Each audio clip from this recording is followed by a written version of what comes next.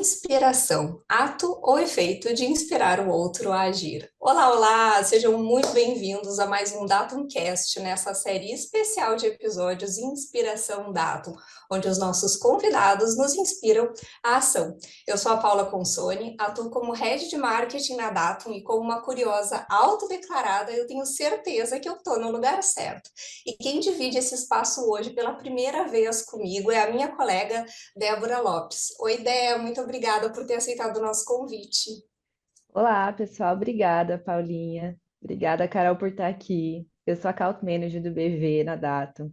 E eu estou muito feliz de estar aqui. Eu adoro podcast, né? Falei para a Paula que era um sonho gravar um podcast ainda com essas duas mulheres maravilhosas aqui. Estou realizando um sonho, vou aprender muito com vocês. Contem comigo. A Dé é muito generosa e já foi entregando aí que a gente está realmente em ótima companhia.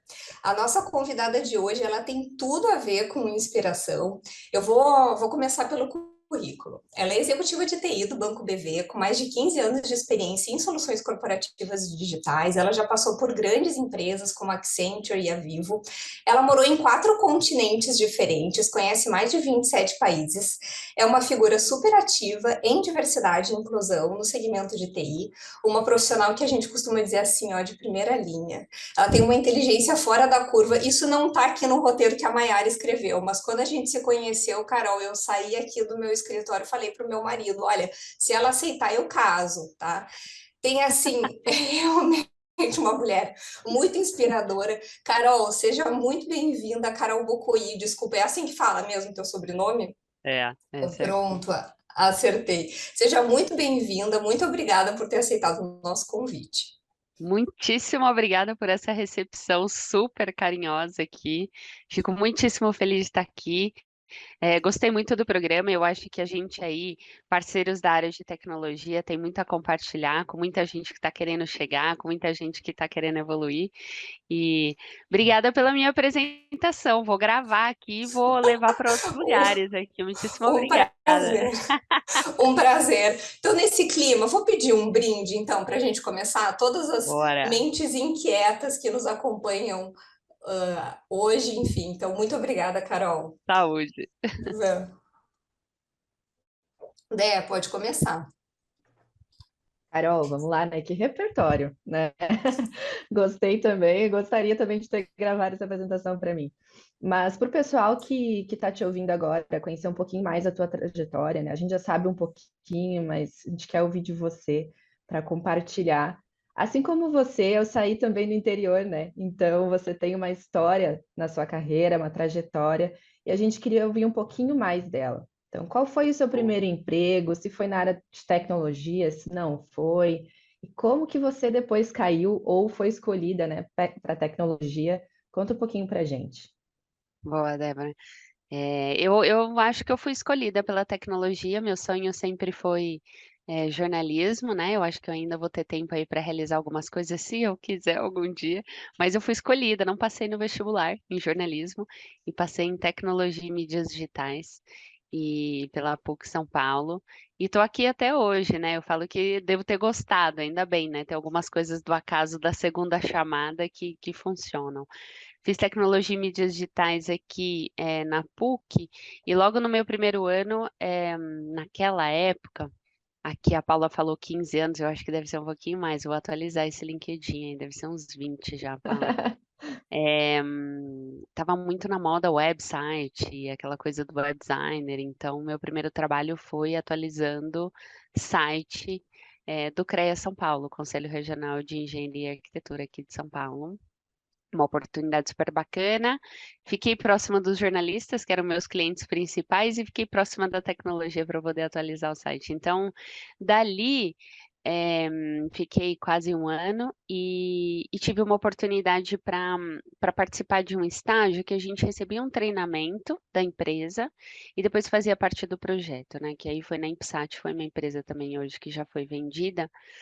E comecei nesse primeiro treinamento, ou seja, no segundo ano da minha faculdade, eh, eu já fazia treinamento de implementação de sistemas de relacionamento com o cliente. E aí, nunca mais larguei. Eu acho que eu vou, volto, volto, vou, mas estou sempre ali na história do relacionamento com o cliente. Então, peguei logo o comecinho dessa história, né? O CRM vem evoluindo muito ao longo do tempo e peguei logo esse comecinho do que era entender, capturar esse dado do cliente, a parte de data cleansing desse cliente, a centralidade desse dado. E aí acabei me especializando em telecomunicações. Então, acho que a vida foi um pouco me levando o grande sonho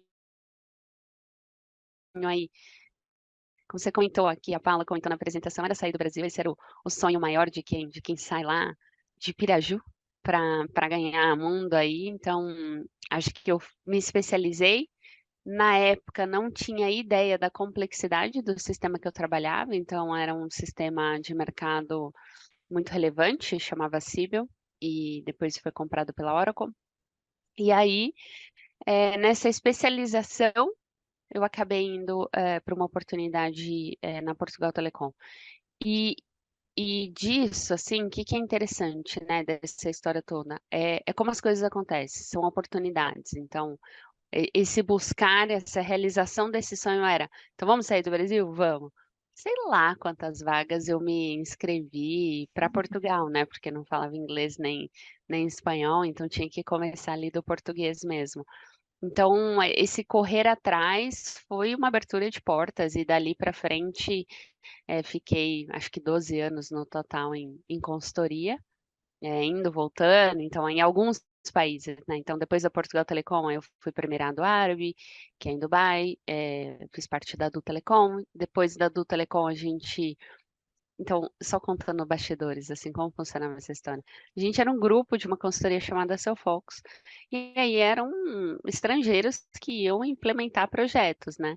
E aí, obviamente, quem trabalha em consultoria sabe que você trabalha no cliente e sai e faz propostas para outros clientes também. Então, era super legal que nessa época a gente complementava propostas de outros clientes. Então, você estava em Dubai trabalhando para o cliente, e ali a gente fez proposta para Safaricom, que é em Nairobi. E aí tinha muito, muitas piadinhas de, bom, tá bom, e se a gente ganhar o projeto, quem vai? Quero ver quem vai sair daqui e tal. Então era engraçado essa parte. Por fim, eu sempre fui muito curiosa ali, sempre gostei muito e fiquei muitíssimo feliz com o convite deles. Fui para Nairobi, fiquei um ano ali no projeto da Safaricom. Foi um ano de muitíssimo aprendizado e muito marcante, tanto na minha vida pessoal quanto na minha vida profissional. E tão inspirador, que quando eu engravidei, fui enfeitar o quarto do meu filho, eu fiz de safari, que realmente foi muito impactante na minha vida, no sentido de vida, de seu trabalho fazer a diferença realmente, e o que realmente importa, é diferente, uma experiência diferente. Eu acho que quem já morou ali em Nairobi, eu sempre que eu participo assim de eventos corporativos, eu sempre falo, apresenta, Carol, uma curiosidade. Eu falo, morei em Nairobi um ano, tem alguém na plateia aí para me ajudar? Porque é uma sensação muito boa, uma sensação de viagem no tempo, mas também de como é que as coisas são construídas, né? Então foi muito legal. E depois do Quênia eu precisava terminar minha faculdade, porque, né, a pessoa largou tudo, foi embora. E voltei, fiquei aqui, fiz tecnologia, mídias e ciências da computação para acabar mais rápido. E aí fui para o Equador. Aí no Equador também fiz aula de espanhol e tinha alguns contatos de outras consultorias. E acabei conhecendo um software que eu trabalho até hoje. Tenho hoje aqui no BV a minha atuação é com o Salesforce também. Então, isso foi em 2009, 2010, voltei para o Brasil. E depois desse rolê todo, foi uma decisão pessoal voltar para o Brasil, né? E aí agora meu marido vira, foi uma decisão do meu marido que viajava comigo nessa época também. E aí ele decidiu ir para a carreira pública, concurso, e eu decidi trabalhar com pequenas e médias. E aí é outra explosão. Eu falo que hoje eu comparo assim minha vida profissional com viagens, né? Teve essa parte, essa etapa de consultoria, de viagem, loucura, blá, blá, blá. Teve uma etapa que eram pequenas e médias quando eu voltei para o Brasil, e teve uma etapa aí de grandes corporações. Eu falo que são experiências completamente diferentes uma da outra, assim. E teve uma etapa entre uma coisa e outra, assim, que foi o meu filho, que eu aí, como mulher, decidi parar de trabalhar. Quando eu fiquei sabendo que estava grávida, isso foi uma coisa que eu sofri muita pressão ali na minha vida, do tipo, cara, ó, você vai parar de trabalhar, que absurdo.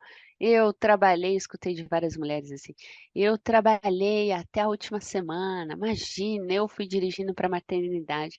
Cada um é um, e que bacana, são experiências diferentes, e eu realmente fiquei muito, queria me dedicar. Como vocês perceberam ali no currículo, eu também nunca tinha feito um arroz, né, gente? Como é que pode ficar grávida? Então, você tem que se dedicar de um outro lado ali, passar uma roupinha, né? Lavar uma roupinha, cuidar de uma. É outra entrega, é outra. E queria, por opção, viver intensamente como eu vivi minha vida profissional, a minha gravidez, viver o período de amamentação. Mas voltei a trabalhar em grandes corporações em 2013, 14. E dali para frente saí da consultoria, fui para carreira cliente, aí tem mais um monte de história para contar aqui. Sabe viver, né, Carol? Intensamente é teu É, lema, né? Mas exatamente. até linkando, né, o que você trouxe aí no final, dessa transição. Você passou por várias transições, né? Teve muitas É, escolhas difíceis, né? Acho que todas foram, né? São difíceis no final das contas, tem que ter muita coragem. Mas também teve uma transição ali, e na guerra, né? Entre aspas, tá, pessoal? Não me interpretem mal. Entre consultoria e cliente, né? Hoje você está do lado do cliente, você fez essa escolha em algum momento de voltar para a corporação, né? Mas você já foi time consultoria também. sim. Então, eu queria saber um pouquinho como foi essa transição, né? Imagino que tiveram algumas etapas difíceis, outras que você foi descobrindo, enfim, queria te ouvir. E quais dicas você dá para quem também quer fazer esse processo? Boa. É interessante, né? Porque a gente, de alguma maneira, separa, né? O que é carreira consultoria, o que é carreira de cliente, né? É, eu acho que a consultoria, ela me deu muita experiência de projetos diferentes, tanto tecnicamente, uma visão global. Eu acho que a consultoria, ela dá essa abertura, né? São muitos pratinhos para girar ao mesmo tempo, né? E cada cliente é um cliente, cada modelo de trabalho é um modelo de trabalho. Então, acho que a carreira de consultoria, ela exige muita adaptação. Ela exige essa escutativa, ela exige é, eu sempre brincava que a gente não podia, na consultoria, fazer uma água engarrafada. O que que é uma água engarrafada? A gente estabelecia um framework de trabalho e achava que ia ser aplicado e escalável para todas as empresas do planeta Terra inteiro, e isso ia ser muito fácil, muito tranquilo. Só que aí, depois que você faz uma venda, você dá de cara com o cliente que não se adequa àquele modelo e que você tem que customizar de alguma maneira, né? E então a consultoria te dá esse jogo de cintura, te dá esse, quem sabe faz ao vivo, te dá uma tomada de decisão mais rápida. A carreira de cliente, e por que que eu fiz essa transição, né? Todas as vezes que eu trabalhava em projeto, acho que eu tinha esse excesso de empatia ali com o cliente, querer entender o modelo de trabalho do cliente, e acabava entrando no modelo do cliente, assim, e para mim cada cliente era um cliente, e beleza, deixa eu me adequar, né? Então, isso é bem bacana. Só que nesse se adequar, eu me adequava tanto que eu esquecia de alguns valores da consultoria também, obviamente. Então, claramente ali eu achava que eu tinha mais tato ou mais, não sei, mais facilidade com a carreira de cliente, efetivamente. E aí, quando eu decidi mudar para sair da consultoria e me dedicar realmente a uma única empresa, para projetos estratégicos de uma única empresa, é, fui para Vivo. É, mudou completamente o jogo, assim, então prós e contras dessa história, né? Prós. Toda a área interna, eu atuava como se fosse um cliente interno meu. Isso era muito de consultoria, era muito visão consultoria. É, outra coisa o conhecimento, a importância do conhecimento também que a empresa tinha que ter ao fazer uma contratação de uma consultoria. Então, como é que você reduz esse ruído de consultoria, framework de trabalho, vem aqui, vai mudar tudo, e alguém do outro lado do cliente só faz gestão de contrato e não gestão de conhecimento e entregas. Então, esse mix de conhecimento também era relevante. Então, isso foi uma coisa bem bacana, né? também dessa mudança.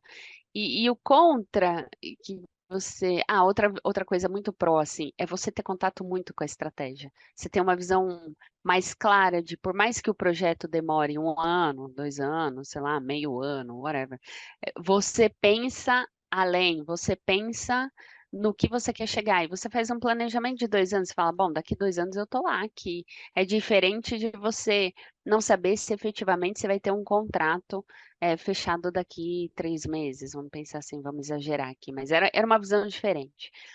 E fora que eu achei também que aí tem muito a ver com a empresa, né? Eu acho que a Vivo para mim foi uma empresa muito marcante, foi uma das empresas que mais apostou na minha carreira, que mais me fez crescer.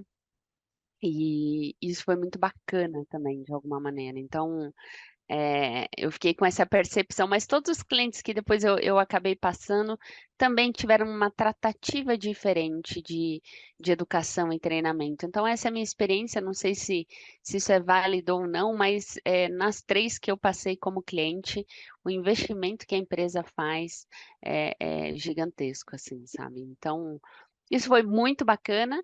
E o contra dessa história, eu falo que é adrenalina. Quem gosta de uma adrenalina ali, é, ai, vai fechar a proposta, vai não sei o quê, corre, corre, o outro cliente volta, tá. Não vai ter essa adrenalina, é algo mais planejado, mais estruturado. Tem outras adrenalinas, mas essa de mercado, de fechar contrato, de proposta, de vai estar alocado, não vai estar alocado, essa adrenalina não tem. E é engraçado porque depois que você usa esse conhecimento da consultoria para o cliente, sensacional, é muito bacana. E eu vejo isso com outros colaboradores que trabalharam comigo ou que trabalham comigo ainda e que têm esse histórico de migração, ele é bem interessante. O que eu não tenho experiência na minha vida ainda é a migração contrária. Quem saiu de cliente e foi para consultoria, que também deve ser uma migração bem, bem interessante nessa história. Muito legal, Carol. É bom que a gente aprende, né? Sempre sair do comodismo é algo que ensina muito pra gente, né? E Sim, falando em sair da zona de conforto, é um assunto que eu gosto muito de falar, eu já vivi isso também, então eu tenho algumas experiências, mas a gente só tá aqui para te ouvir hoje. Trabalhar fora do Brasil é sonho de muita gente. Eu tinha esse sonho quando era criança, mais tarde eu consegui realizar e a gente tem muita coisa para te perguntar sobre isso, né? Foram vários olha. lugares diferentes, muitas experiências. Então, primeira pergunta, né? Como que essas oportunidades apareceram para você? Caiu aí no seu colo? Ou você já deu uns spoilers, né? Ou você se preparou, buscou essas Uhum. oportunidades, né? Segunda pergunta, uma nota mais pessoal, né? Quais foram os desafios de estar em um país diferente, vários no caso, né? Culturas diferentes, hábitos, alimentação, né? Porque não fala disso também. E com o plus, que é ser mulher, né? Que já é um desafio um pouquinho maior Sim. desse outro mundo, né? Que a gente vive quando sai da nossa zona de conforto. Teve muito perrengue, eu acho que essa é a melhor parte, perrengue chique, né? Que a gente chama, que não é muito chique. A gente É. quer te ouvir um pouquinho sobre essa história. Teve perrengue. A primeira oportunidade, sim, eu busquei. É um pouco do que eu comentei, assim, eu queria muito sair, desde, sei lá, muito criança eu já queria fazer intercâmbio, e aí meus pais também falaram, não, intercâmbio não é para você e tal, não achavam que eu tinha essa responsabilidade, e eu fiquei com isso na cabeça. E aí você fica, não, eu vou sair, vou sair. E aí saí, felizona, 21 aninhos, achando que ia ganhar o planeta, ia ser tudo lindo, uau, vamos para Lisboa. Chego em Lisboa, tem uma pessoa esperando, me leva para o meu apartamento, entrega a chave, boa, bem-vindo. Esse mapeamento de como será o dia seguinte da sua decisão, ele é muito difícil, assim, porque você não tem ideia do que é você. Eu lembro de eu chegar no apartamento, eu lembro detalhes do apartamento, do grau da minha insegurança pessoal, de falar, caramba, uma mistura, uma insegurança com uma baita de uma realização, uma baita de uma força de tipo, vai dar certo sim, com outra fala, cara, mas é muita exposição, você não conhece ninguém, não conhece, não tinha nenhuma referência até então, e, putz, não era essa época aí, né, Waze, WhatsApp, Não, é outra época, outras Offline. dificuldades. Outra dificuldade. Não chegava a ser offline, tinha um Skypezinho para ajudar, mas eram outras dificuldades. E, e aí eu fui morar perto, né? Morei ali num bairro chamado Oeiras, em Lisboa, porque a Portugal Telecom ficava muito próxima ali, e acabava pegando uma condução só e voltava. Então, assim, hoje, eu olhando, eu falo, caramba, foi sensacional, incrível. Eu olhando lá, daquele ângulo que eu estava exposta a tudo aquilo, chorei muito, mas muito medo mesmo, assim, medo de não dar certo, medo de não dar conta, medo de agressividades, essa questão de mulher muito nova, sem referência nenhuma, e veio bastante insegurança, veio solidão, veio uns sentimentos assim que eu não tinha experimentado fora ainda, né? Que é essa coisa de você estar sozinha e beleza, e vai dar certo. Então, acho que minha primeira experiência ali foi muito difícil, porque eu não mapeei todas as dificuldades que eu ia ter, efetivamente. Acho que muito do emocional. E chorei muito. E aí eu tenho meus pais aqui, me ajudam bastante. Minha mãe, especificamente nessa época, a gente tinha um fuso horário, né? E ela acordava para falar de manhã, e não sei o quê, e falava à noite, fazia um pouco desse controle emocional comigo. E na época meu namorado também, que hoje é meu marido, também me ajudava pra caramba. Então, era uma coisa assim, não mapeada. Você não sabe que você vai sentir saudade, você não sabe que você vai sentir a comida não tá legal, o frio é diferente, eu não sei o que, é coisa básica de sobrevivência que eu não mapeei. Talvez hoje, assim, eu olho e falo, caramba, né? Podia ter sido mais fácil, mas não foi. Isso porque eu nunca tinha saído do Brasil, muito da minha ilusão de achar que eu ia chegar numa empresa em Lisboa e aprender tudo. De repente, aqui, o que eu fazia no treinamento aqui, na época na Telecom, era muito mais automatizado do que efetivamente eu fazia lá. Lá eu trabalhava com uma tecnologia inferior à que eu trabalhava aqui, e se eu fui aprender, eu falei, caramba, como assim? Então, esse foi o meu primeiro choque nessa experiência. Depois, obviamente, você consegue reverter e procurar outros projetos, obviamente, mas sempre tem esse perrengue. Então, a primeira experiência é muito hard, assim. Tanto que eu saí de lá, já minha mãe me motivando, tipo, não, vai cumprir o contrato, sim. Você tem uma questão de responsabilidade aqui. Contrato não era isso que você queria, era, vamos assumir então, vamos junto e tal. Minha família foi pra lá, meu namorado foi pra lá, acabamos nos ajudando. E aí eu falei que eu nunca mais ia sair do Brasil. Eu falei, imagina, isso não é pra mim, entendi já, nunca mais vou sair do Brasil. Não deu, sei lá, um mês que eu tava aqui no Brasil de volta, né? Depois de cumprir meu contrato. Não deu um mês, assim, 3 semanas, 2 semanas.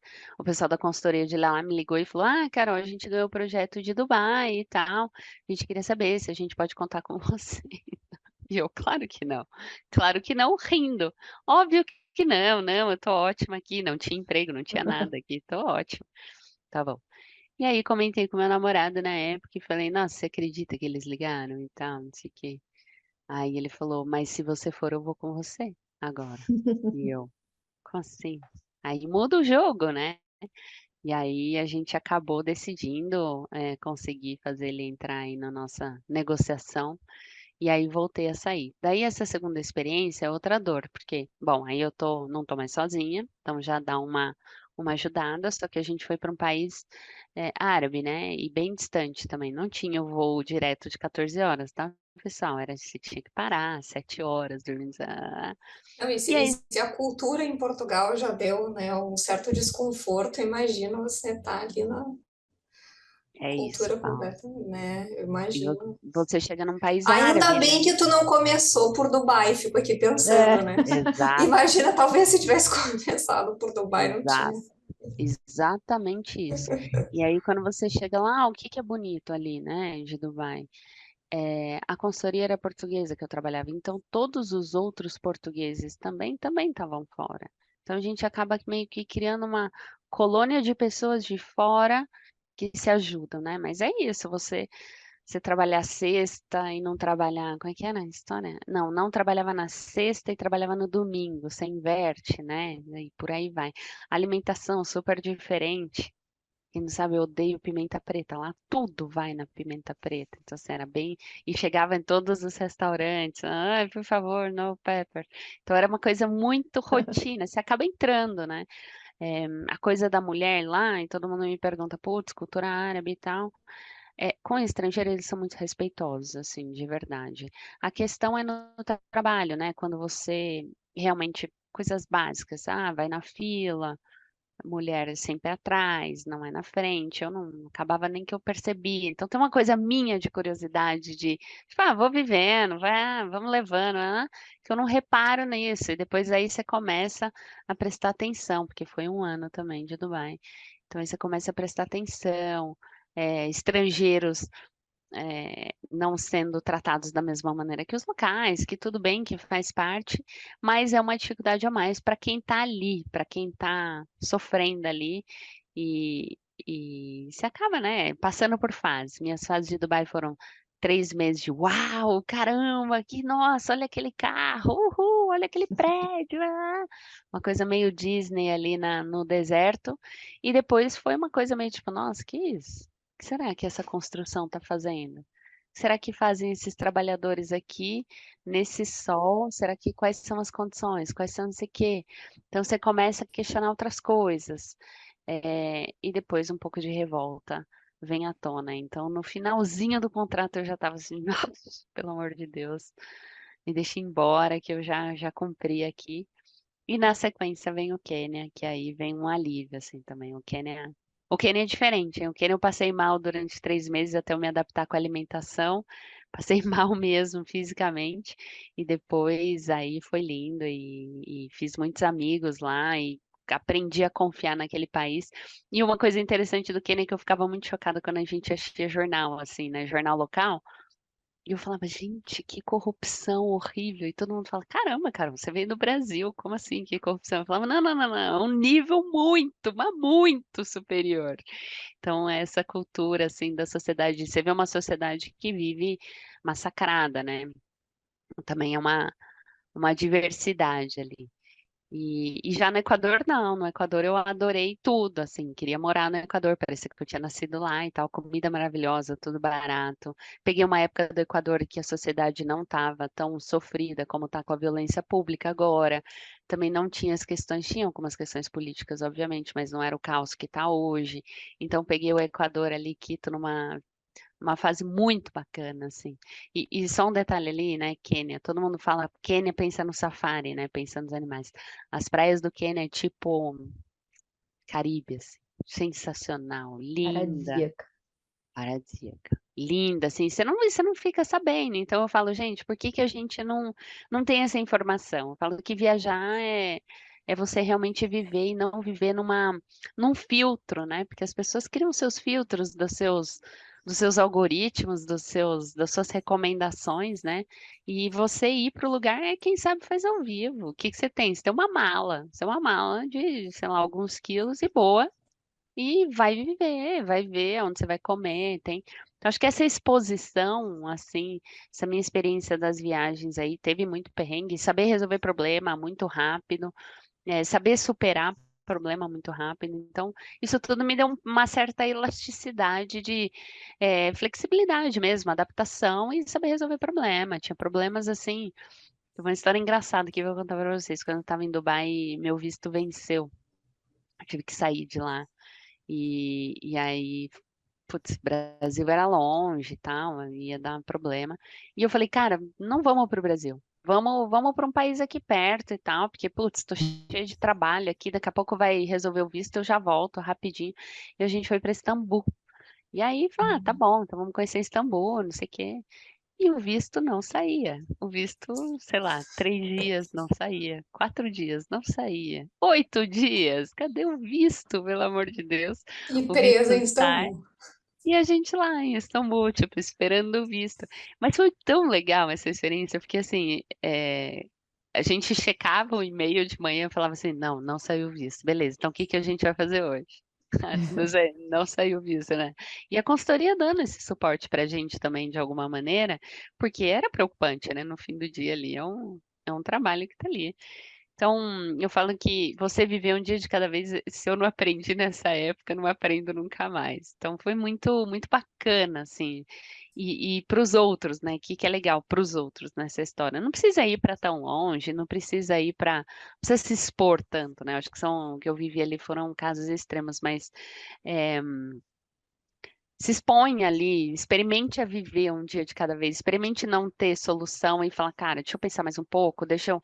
E não entrar num pico de ansiedade ou num pico de tipo, você não tem controle da situação, como é que a gente vai resolver? E a gente saber lidar com esse problema dessa forma. Então, acho que o bonito dessa história ali que eu trouxe nesse meu ferramental, esse poder de solução de problema com mais tranquilidade, né? O que está resolvido tá e sem a ansiedade do controle. Ah, Mas para mim muito bem. viajar, né? Você sair, viver tudo que você viveu, não tem MBA que ensine tudo isso, né? Acho que É, a experiência, ela é algo que ninguém vai tirar de você nunca na vida e que a gente vai descobrindo habilidades ao longo da vida, né? Que a é, gente adquiriu lá atrás. Mas muito legal exato. essa história, Carol, muito é inspiradora, de fato.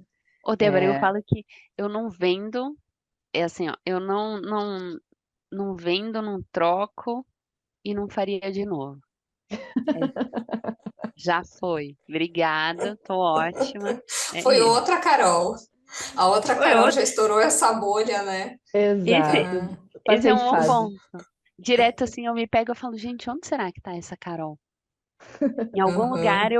ficou esquecida, em algum lugar de vez em quando eu resgato ela para dar um, É um bom, ânimo. claro, com É certeza. a essência, né? Mas a gente vai mudando de fase mesmo, né? E Sim, graças a Deus, que bom, né, que a gente muda de fase. Já me perguntaram também, você voltaria para o exterior? Eu falei, olha, eu voltaria, a viagem. Para morar, não. isso. Começa a dar valor em outras coisas também. Mas, Carol, a gente falou bastante do passado, né? A gente focou Uhum. bastante na sua trajetória, suas experiências, mas também quero saber um pouco do seu foco atual, que você está vivendo hoje como executiva, essa centralidade do cliente, que a gente sabe que é um conceito que as empresas têm falado muito hoje, né? Acho que muitas empresas voltaram a esse olhar para o cliente, que bom, né? Porque muita coisa mudou e a gente consegue se adaptar mais ao cliente. Enfim, é, como que está esse contexto seu hoje, né? Qual que é o seu foco hoje? E como que a TI facilita esse processo? Boa. Vou tentar misturar um pouco aí com tecnologia, né? Então a gente passa por algumas fases, como eu comentei, eu acho que eu consegui misturar minha carreira de relacionamento com o cliente até chegar onde a gente está hoje e vivi algumas fases, né? Então acho que a primeira fase que eu vivi ali foi a necessidade de relacionamento com esse cliente, mas você tinha uma limitação que era você ter sistema legado, né? Que você ter a sua própria base de dados. Então, aquilo era sempre limitado ao seu potencial de storage, da sua tecnologia, do seu data center. Quando a gente vive exponencialidade de nuvem, e aí começa essa história do software as a service, você já tem uma outra expansão. Também tem cloud computing, software as a service, você já vai escalando globalmente. Inclusive, na semana passada aí a gente teve um probleminha sobre isso, né? Mas faz parte. Depois eu conto o probleminha para a gente rir. É, também, depois a gente passou para a escalabilidade do aplicativo móvel. Então, uma coisa era o seu relacionamento com o seu cliente, era muito relacionado ou um 0800, ou uma carta, ou não sei o quê, ou um caixa postal, umas coisas assim. Muito frio, né?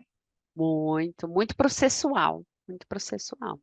E agora a gente vê aí tem um boom de tecnologia móvel, quando você começa a ter o cliente produzindo uma quantidade de dados completamente absurda, né? Tudo agora ele acaba produzindo ali no móvel. As empresas também tendo que ter essa informação para tomar melhores decisões para o cliente, concorrendo de uma maneira diferente. E a última explosão que a gente vê também é a questão de organização, catálogo de dados e governança dos dados para você conseguir agora chegar na nossa visão aí de se o seu dado não estiver estruturado, não tem inteligência na artificial, o seu dado não vai estar de forma inteligente, essa aqui que é a verdade. Então, quando você vai para uma inteligência artificial aqui, o seu dado tem que estar estruturado, o seu dado tem que estar governado para ele tomar as melhores decisões. É sempre uma probabilística, estatística de um dado organizado de alguma maneira. Se o dado estiver bagunçado, não tem inteligência nessa história, tem outras histórias, mas... Então, acho que o nosso desafio agora é bacanérrimo, porque quando a gente fala de inteligência artificial, é o boom do conversacional, né? Então, a gente aproveita todas essas outras tecnologias que a gente veio se preparando ao longo de anos e anos, e por isso a importância aí do profissional de tecnologia que vai se atualizando, que vai acompanhando essa mudança para a gente chegar na tal da centralidade no cliente. Centralidade no cliente é eu pegar meu celular e falar assim, faz um Pix para mim aqui para Paula, no valor de R$ 20, obrigada. Pronto. E ele vai te mandar um comprovante. Esse talvez seja o grande modelo de relacionamento com o cliente. É você realmente dar um comando. A gente falou de assistentes, a gente falou de. A gente passou por N fases, né? Teve o Super App, teve não sei o quê. E tá passando ainda nessa transformação, ainda muita coisa se preparando para isso, justamente para você. Na minha época também tinha uma coisa de análise preditiva, que também já era um pouco nesse sentido de você conseguir capturar o dado e dar uma recomendação para esse cliente, os famosos NBO, né? Next Best Offer e NBA, que é o Action no final. Então, tudo isso a gente já tinha ali uma certa intimidade de tomada de decisão baseada no dado para capturar esse cliente. O que a gente vê agora, centralidade no cliente efetivamente, é você ter um potencial de oferecer um valor para o seu cliente que não necessariamente está dentro da sua empresa. Como é que você escala os seus produtos num ecossistema gigantesco? Então, eu vou focar um pouquinho também aqui no banco. Como é que a gente vê isso? A gente vê um banco central aqui, gente, super regulado, uma instituição super participativa no mercado e que incentiva os bancos a também mudarem de patamar, né? Então, o que que a gente vê? A gente vê a história do Pix, a gente vê o Open Finance, a gente vê o Drex, a gente vê uma série de provocações da instituição para que você consiga efetivamente facilitar a vida de pagamento do cliente. Quando a gente facilita a vida de pagamento do cliente, o que acontece com o varejo como um todo? É essa reflexão de que hoje, imagina um e-commerce. A gente tem experiências de e-commerce assim que a gente olha e fala, putz, eu vou ter que entrar, logar no banco, fazer o Pix, nananã. E se a gente fizesse isso numa mensagem de WhatsApp? E se a gente fizesse isso por comando de voz para minha assistente virtual? E se tem um monte de se a integração desse varejo fosse direta com o banco, ou se o varejo entrasse para fazer essa transação, tudo isso é de alguma maneira o tal do banking as a service também.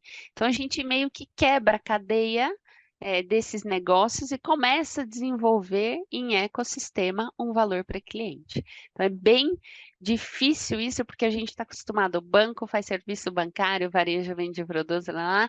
Quando a gente mistura toda essa história, é um pouco a mistura do ecossistema, porque é no fundo o que o cliente espera. Isso talvez a tomada de decisão de centralidade no cliente é muito além do que você falar. E o cliente quer um boleto, deixa eu mandar o boleto 5 dias antes. Isso é história, é processual, é básico, mas é processual, é você automatizando aquela era da relação transacional da sua relação com o seu cliente. Hoje é diferente, hoje é uma relação mesmo de criação de valor com o cliente. Então, é super bacana, tô ultra focada, estudando bastante, principalmente mercado financeiro, que é o que eu realmente gosto aqui. E, e eu acho que a gente vai ter muita oportunidade pela frente para evoluir as tecnologias.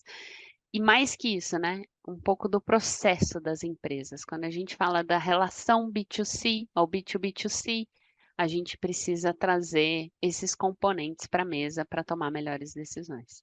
Acho que nada como estar inserida mesmo na experiência do nosso cliente, né, Carol? Já te ouvi falar. É legal ouvir você compartilhar isso antes que a Paula continue aqui. Queria só falar que eu já te ouvi dizendo que você participa do dia a dia mesmo, né, da experiência do cliente. Você está lá realmente escutando para conseguir trazer a tecnologia para ela ser uma aliada para melhorar, né, o dia a dia, a vida e os processos, né? Acho que é bem legal. Isso é Obrigada por fundamental. compartilhar. Eu acho na verdade, todos os executivos também, e aliás, todas as pessoas que trabalham de alguma maneira poderiam ter o dia de resolver problema do cliente. Então, se desafia assim, Será que você já atendeu um call center em algum momento? Será que você já viu alguma mensagem no bot que seu cliente mandou? Será que você já viu algum WhatsApp do seu cliente? Se desafia a passar um dia, hoje eu vou tirar o dia, hoje vai ser o meu dia de cliente. E aí você vai ficar só resolvendo o problema do seu cliente. Isso é a coisa mais interessante. Você volta cheio de repertório, volta com sensações assim, de que você não consegue prever processualmente do ponto de vista operacional, porque quando você está dentro da empresa, você fica com uma visão muito processual do seu capacity, inclusive, de entrega, e não do que efetivamente é um problema de cliente. Então, acho que todas as pessoas, todos os colaboradores poderiam propor aí. Posso ter meu dia de cliente, passar o dia lá, na sua central de experiência de cliente para ver quais são os problemas do cliente efetivamente. Tá do outro lado da história, né? Né? O tema esse da tecnologia, enfim, desse momento dos bancos, dava para a gente fazer um episódio só falando sobre isso, né, Carol? Tem tantas camadas para a gente acrescentar nessa conversa, né? Você falou sobre o varejo, tem aí a indústria também, né? Em algumas palestras que eu participei falando sobre a camada da indústria, como ela também vem customizando e pensando em produtos que atendam o varejo nessa agilidade, né? E que o banco consiga capitanear essas transações com agilidade e a segurança, né? Que o cliente de vocês Exato. vem pedindo, né? É a cadeia inteira. Isso, exato. Então, certamente daria para a gente falar muito, mas entrando aqui num outro tema, a gente, quando começou a nossa conversa, eu sugeri um brinde, porque também nós estarmos entre mulheres é sempre uma alegria, né? Eu cursei design de moda, então, veja bem, comecei a minha carreira num ambiente bastante feminino, e acabei trabalhando com comunicação, com marketing, a gente ainda consegue olhar para o lado, encontrar muitas mulheres para se espelhar. Eu entendo que não tenha sido exatamente a tua experiência. Eu queria que a gente falasse um pouco sobre, né, a gente escuta muito o conceito de uma sobe ajuda a puxar a outra, né? Como que você entende isso? Como você costuma praticar isso no teu dia a dia e o papel dessa diversidade dentro das equipes de tecnologia? Boa, bacana, Paula. Não tive a mesma experiência, né? Tecnologia ali tinha, sei lá, 3 mulheres ali na sala, e ainda foi num campus de engenharia, num campus de exatas, que, ou seja, nem no Tá. campus você tinha o pessoal de mulheres, assim, tipicamente mulheres, né? Mas é, Uhum. era uma coisa que eu não prestava muita atenção, assim. Então, acho que eu também tenho uma história que na minha família eu também não tenho muita diversidade. Eu acho que são muitos homens Uhum. também. Eu acabava me sentindo num ambiente ok. Meu irmão também, né? Só tenho um irmão, era um menino. E então eu não percebia. E eu acho que eu era meio moleque, assim, nesse sentido de eu tava tão dentro de ambientes masculinos que eu já tinha me masculinizado de alguma maneira, assim, já tinha Uhum. perdido um Uhum. pouco essa essência, achando que isso era normal lidar com isso de alguma maneira. Só que, e a consultoria também, né? A consultoria, e principalmente quem viaja, né? Muitas vezes eu fui a única mulher do projeto, e principalmente brasileira, né? Porque acho que também tinha essa coisa da cultura da viagem, para mulheres também naquela época não era muito comum. E, e aí tudo isso foi tocando a minha vida e eu naturalizando. Quando eu me percebi efetivamente num ambiente diferente, você fala, não, peraí, tem diferença. Conforme você vai Uhum. amadurecendo, não estando tão focada assim só no trabalho, resultado, entrega, trabalho, resultado, entrega, blá, blá, blá, você começa a olhar o ambiente de uma maneira diferente. Aí eu comecei a reparar. E eu acho que também o mercado de trabalho começou a trazer muito essa pauta, de mulheres. E muita gente vinha me procurar. E eu falava, gente, mas não tem diferença nenhuma, imagina. Eu acho Uhum. que é muito da Uhum. cabeça de vocês, que absurdo. E aí, só que eu comecei a ficar um pouco mais em alerta. Eu falei, claro que tem Uhum. diferença.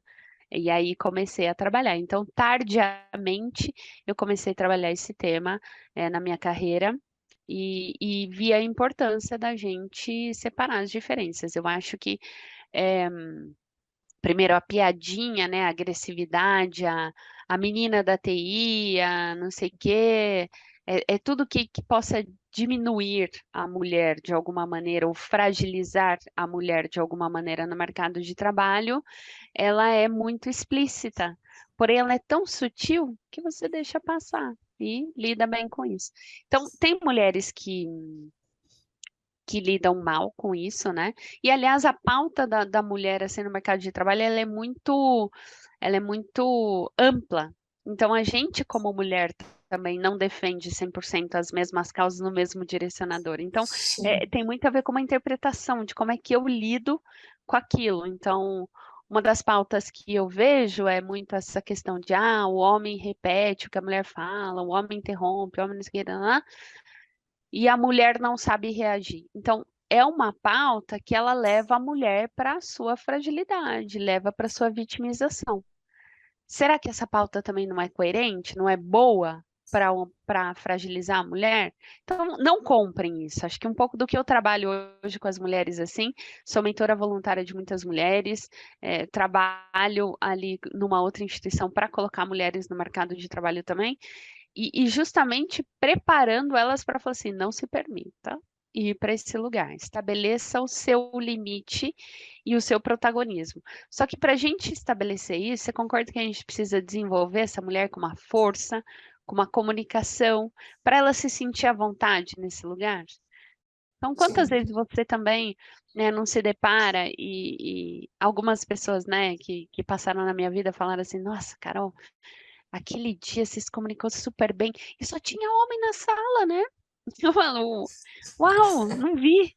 Era só homem. Então, são coisas que realmente não me chamam a atenção, mas que chamam a atenção e você vê que dá algum gatilho de fragilização da mulher. Então, o que eu trabalho muito, e aí recomendo para todas as mulheres no mercado, de alguma maneira, não só tecnologia, que tecnologia chama muita atenção sobre esse ambiente masculino, é esse posicionamento e você conversar também com a pessoa que você não se sentiu tão bem. Você abrir o jogo com a outra pessoa e isso te fortalece.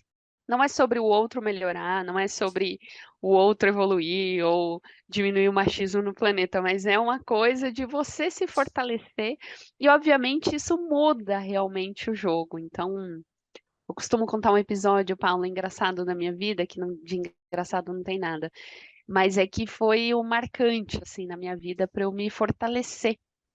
Eu lembro que uma vez eu estava numa discussão muito técnica, assim, e era uma discussão de orçamento bem pesada mesmo, com outro colega, né?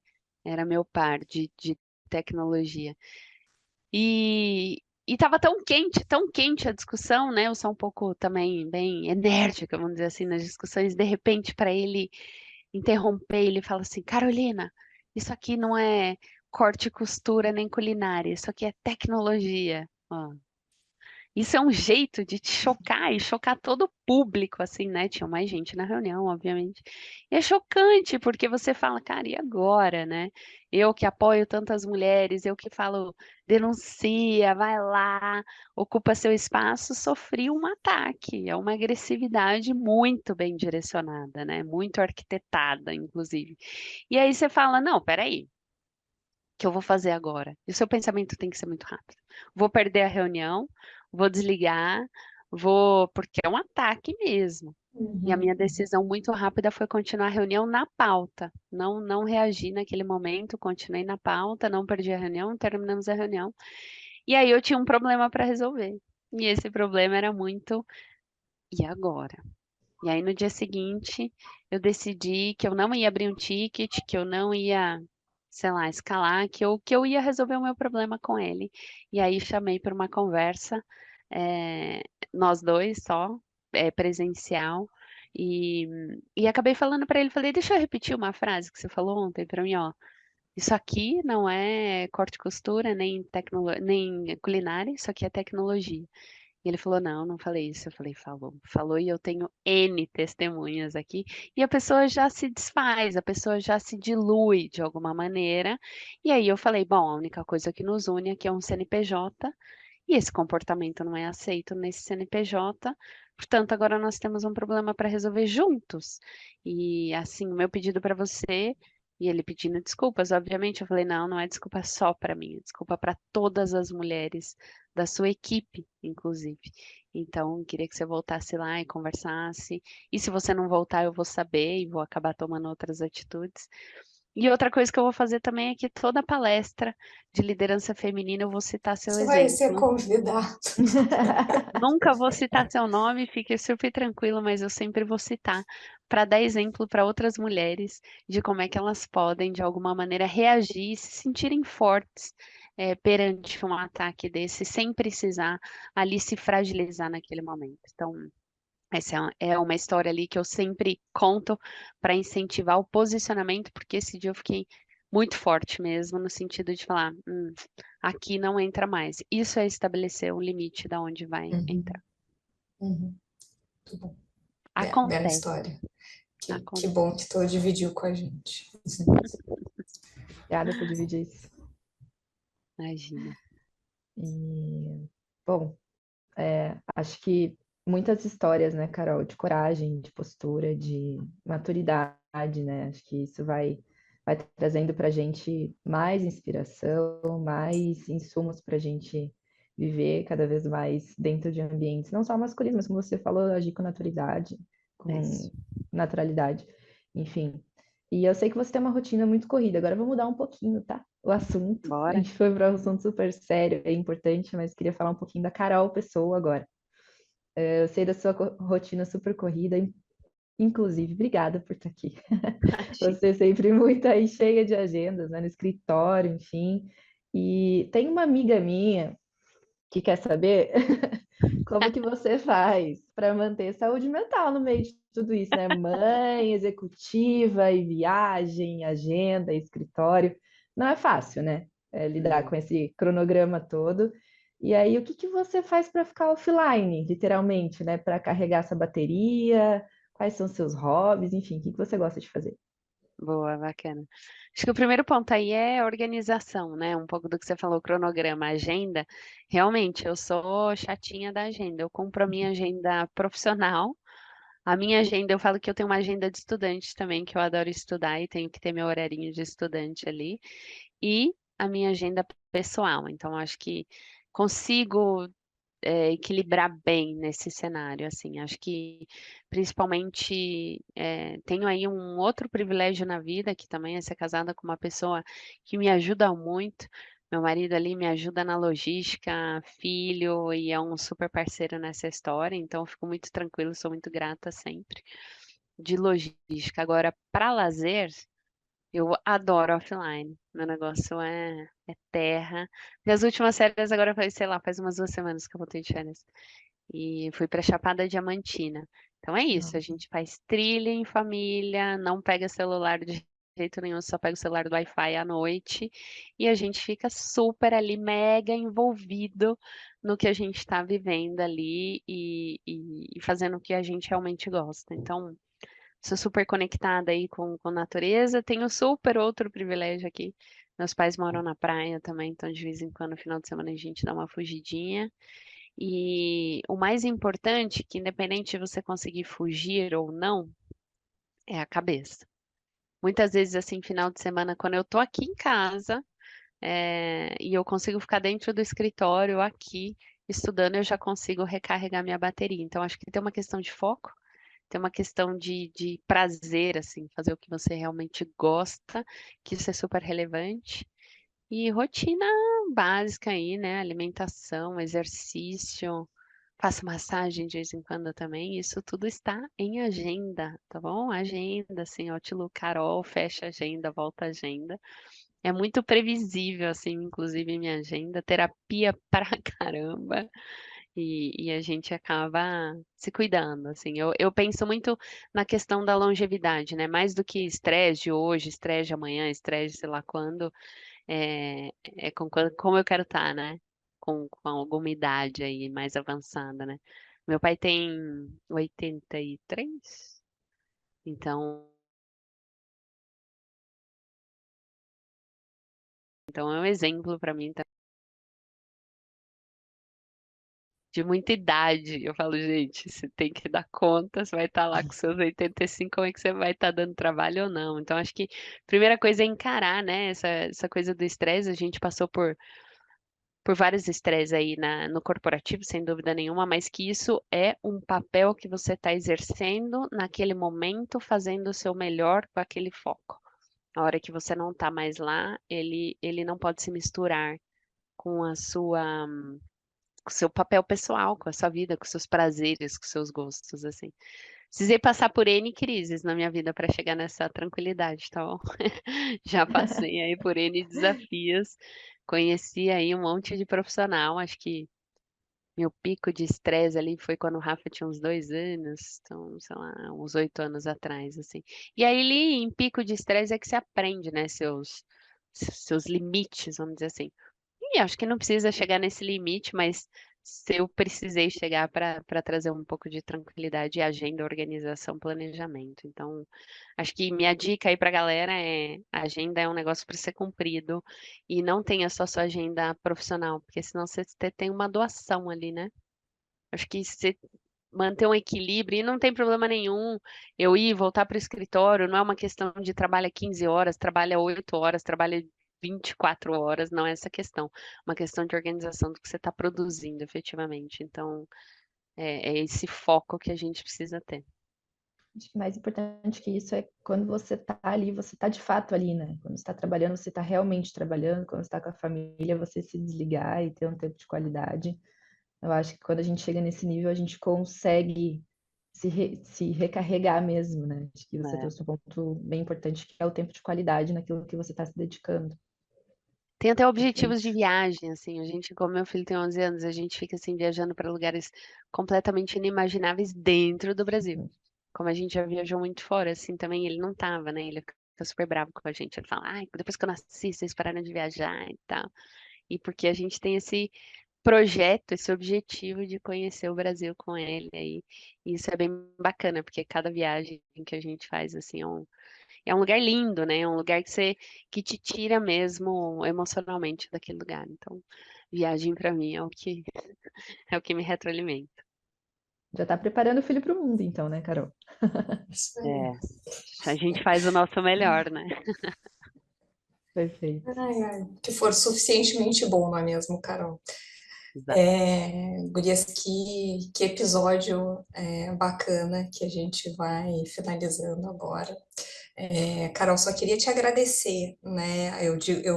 Fiz aqui algumas anotações, né? A Carol foi de Pirajá para o mundo. Piraju, Piraju, Piraju. Piraju. É, Piraju, desculpa, Piraju para o imagina. mundo. Ela foi com medo mesmo, ela foi com muita dedicação e foi com uma agenda para cumprir, né? A Carol nos mostrou como ela luta contra o filtro, né? Contra quebrar a bolha, né? Romper as barreiras, mas sempre assim com tanta tranquilidade, elegância, e ainda finalizou falando sobre mindfulness, né? Que antes de ser moda, me parece que já é algo que está incrustado assim, né, dentro de ti. Então, realmente só agradecer a todas as experiências que você dividiu com a gente, como tu foi agregando um pouquinho dessa pimentinha, bom, não ia dizer pimenta, né? Carol já disse pra gente que não gosta muito, No mas um pouquinho pepper. Pepper, desses um pouco desses temperos, então vai lá, de tudo que ela aprendeu e ela foi agregando nas relações que ela construiu e, enfim, então, fora dessa bolha, um prazer ter te escutado. Vamos finalizar então com o nosso bate-bola também, tá? Aquelas perguntinhas que a gente faz no final, de resposta rápida. Qual que é a tua maior conquista? Explorar o mundo. E um lema. Nasci para ser feliz. Minha mãe me deu esse presente. Aqui uma pergunta talvez a mais polêmica. O que tu mais detesta? Injustiça, eu acho. Tem uma coisa, injustiça, agressividade injusta. Me choca. E pimenta preta. pimenta Pimenta preta. preta. Não, de sabor aí eu vou colocar várias. Mas Muito aprendi a bem. me adaptar. E, Carol, quem que te inspira a ação? Que inspiração. Minha mãe me inspira muito para esse lado de resolução de problema e de incentivo.